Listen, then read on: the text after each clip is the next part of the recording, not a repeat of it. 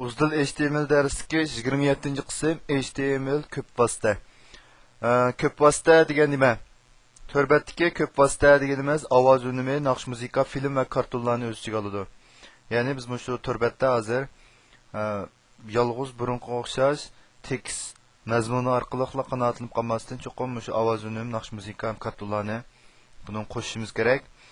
Hozirgi tor ko'rgishlar ko'p qism ko'p vosita formatlarini qo'llaydi. Ko'p vosita hujjatlarining kengaytirilgan hujjatnoma har xil bo'lib, turlari intayin ko'p.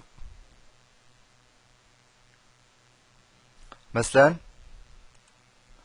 mana qaraydigan bo'lsak, bu ko'p ishlatilgan film hujjatlarining AVI, WME, MPEG, QuickTime, andan keyin Royal Video, Flash, MPG4 degandek.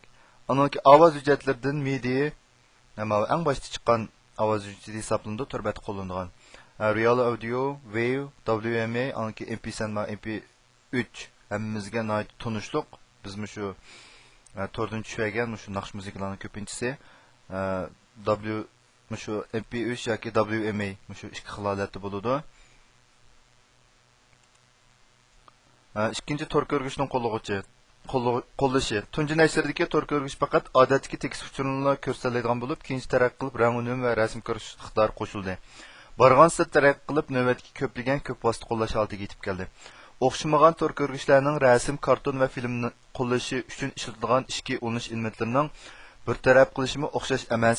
Ba'zilarga qistirma qachilashga to'g'ri keldi. Qistirma to'g'risida mazmunni keyingi darsimiz so'zlab o'tamiz. Uchinchi ko'p vosita formati. Ko'p vosita elementi hujjat ichida saqlangan bo'lib, tor ko'rgishning bir taraf qilish bilan bizga normal holatda ko'rindi. Ko'p ishlatilgan ovoz hujjat formatlari va film hujjat formatlari bilan oldin tunib chiqdik.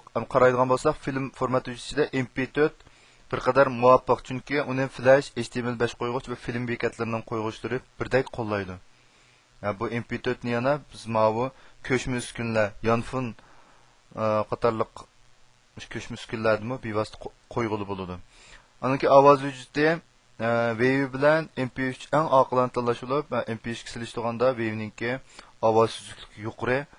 Buni ovoz suzuklik yuqori bo'lishqa buningki hujjat sig'imi cho'ng. MP3 bo'lsa bu hujjat sig'im jihatdan qisilgan, bizga bo'shliqda javob bergan hujjat deb hisoblanadi.